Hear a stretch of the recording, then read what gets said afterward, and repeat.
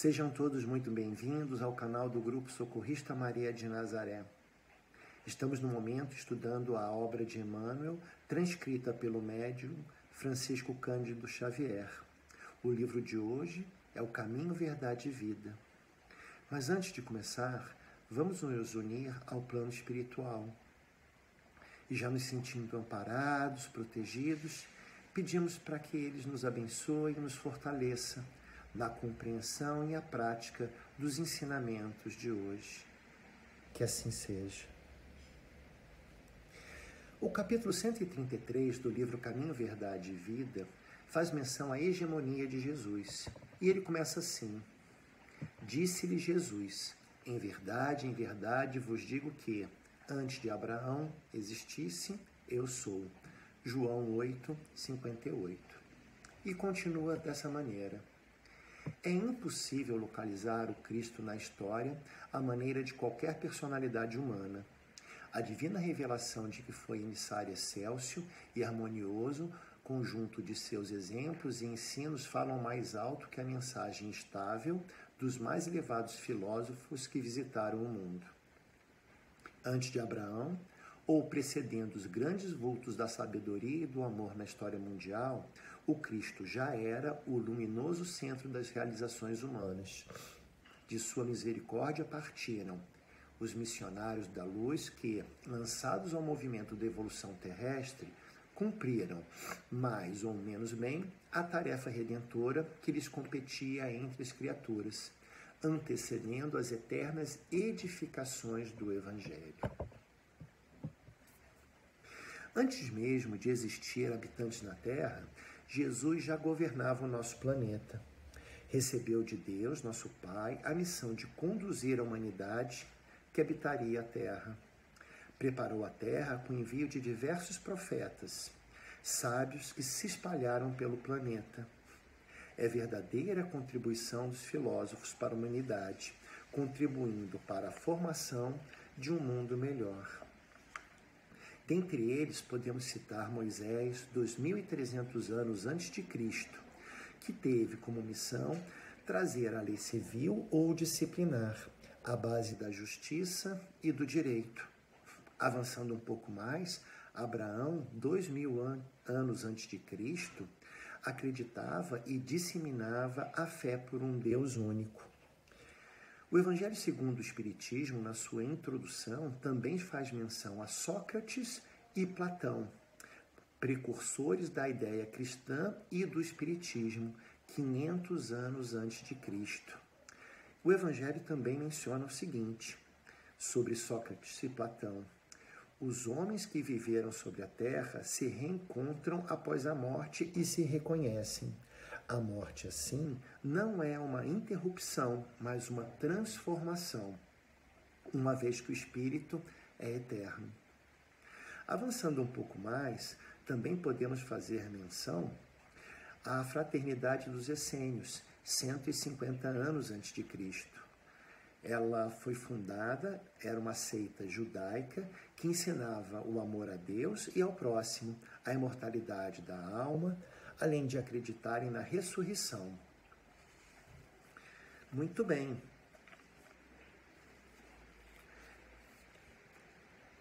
O livro transcrito por Francisco Cândido Xavier avança da seguinte maneira: a localização histórica de Jesus recorda a presença do Senhor da Vinha, o enviado de Deus, o tutor amoroso e sábio. Veio abrir caminhos novos e estabelecer a luta salvadora para que os homens reconheçam a condição de eternidade que lhes é própria. Quando Emmanuel faz menção ao Senhor da Vinha, ele faz referência a Deus, se fazendo presente através de Jesus. Jesus veio nos trazer a clareza de novos caminhos, a eternidade do Espírito, a prática do amor para com o próximo, as virtudes que devemos buscar adquirir para que possamos nos aproximar de Deus. No Evangelho segundo o Espiritismo, no capítulo 1, tem como título: Eu não vim destruir a lei. E continua: Não penseis que vim destruir a lei ou os profetas. Eu não vim destruí-los, mas dar-lhes cumprimento. Porque eu vos digo em verdade que o céu e a terra não passarão, antes que tudo que está na lei seja cumprido perfeitamente. Até um único J e um só ponto. São Mateus, capítulo 5, versículos 17 e 18. Jesus aqui fazia menção às leis de Deus e não às leis dos homens. A gente pode separar as leis em grandes blocos, em dois grandes blocos. As leis de Deus, promulgadas no Monte Sinai, as quais elas não se alteram com a presença de Jesus e fazem menção aos 10 mandamentos. E a segundo bloco, a lei civil ou disciplinar, estabelecida por Moisés. Essa sim se modifica com o tempo e está apropriada ao caráter e aos costumes da sociedade e da população. Jesus não veio substituir, destruir ou modificar as leis de Deus. Pelo contrário, ele veio cumpri-las. Já as leis de Moisés, pelo contrário, ele as modificou profundamente e as resumiu da seguinte forma: amar a Deus acima de todas as coisas e ao próximo como a nós mesmos. Aí está toda a lei e os profetas. Ainda fazendo menção ao Evangelho segundo o Espiritismo, trazemos à luz o capítulo 2, onde tem como título: Meu reino não é deste mundo. Nessa ocasião, desse relato, Pilatos questiona a Jesus: Sois o rei dos judeus? E Jesus responde: Meu reino não é deste mundo. Enquanto Pilatos fazia menção à vida terrena, Jesus se referia à vida espiritual, divina, à vida futura, que em todas as circunstâncias ele divulgava, e onde deveriam estar as principais preocupações do homem, e o objetivo de criar e adquirir virtudes em sua passagem pela terra. Já no capítulo 6 do Evangelho, fazemos menção ao Cristo Consolador, onde temos então a clareza das 3 revelações, sendo a primeira delas Moisés. Podemos mencionar que a característica principal está na justiça e nos direitos. São as menções aos deveres e obrigações perante a Deus e perante ao próximo, trazendo luz aos 10 mandamentos. A segunda revelação foi Jesus, que trouxe a essência do amor através dos seus ensinamentos e exemplos. A terceira revelação, o Espírito da Verdade, traz a clareza e a resposta sobre tudo que envolve o Espírito, sua natureza, origem e destino, dando assim o início ao Espiritismo. O Consolador prometido não foi trazido na época de Jesus porque o mundo ele não estava preparado o suficiente para compreendê-lo. Sendo assim, Deus enviará para ensinar todas as coisas. Significa que Jesus não havia dito tudo. O Espírito da Verdade, ele também veio para recordar o que Jesus havia nos dito e porque muito já se havia esquecido, ou então foi mal compreendido por nós.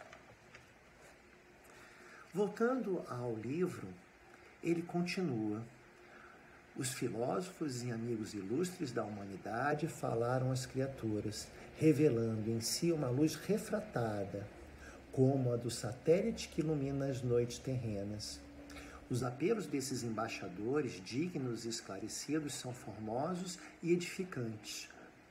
Todavia, nunca se furtam à mescla de sombras. A vinda do Cristo, porém, é diversa. Em sua presença divina, temos a fonte da verdade positiva, o sol que resplandece. A luz da lua, como costumamos chamar, em verdade não é proveniente dela, e sim um reflexo da luz solar, que, de tão intensa, possibilita, mesmo através de um outro astro, que sua claridade ilumine nossas noites. Assim é para com os profetas. A lua não é um astro luminoso, mas um astro iluminado. Os profetas recebem as diretrizes daquilo que compartilham conosco através de Jesus. No Evangelho segundo o Espiritismo, capítulo 17, tem como título Sede Perfeitos.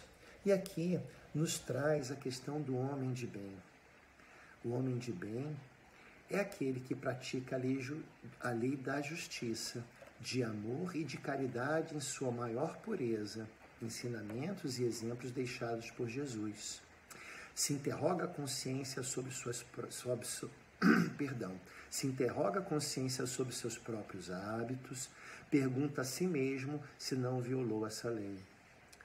Se não fez o mal e se fez todo o bem que podia, se negligenciou voluntariamente em alguma ocasião de ser útil, se ninguém tem o que reclamar dele, enfim, se fez a outrem tudo o que quereria que se fizesse para com si próprio.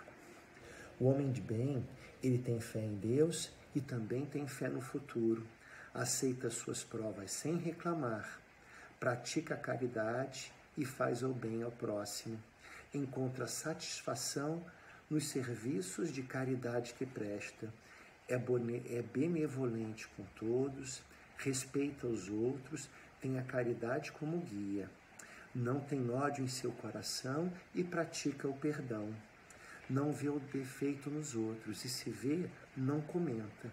Procura sempre ver o bem que há em cada um.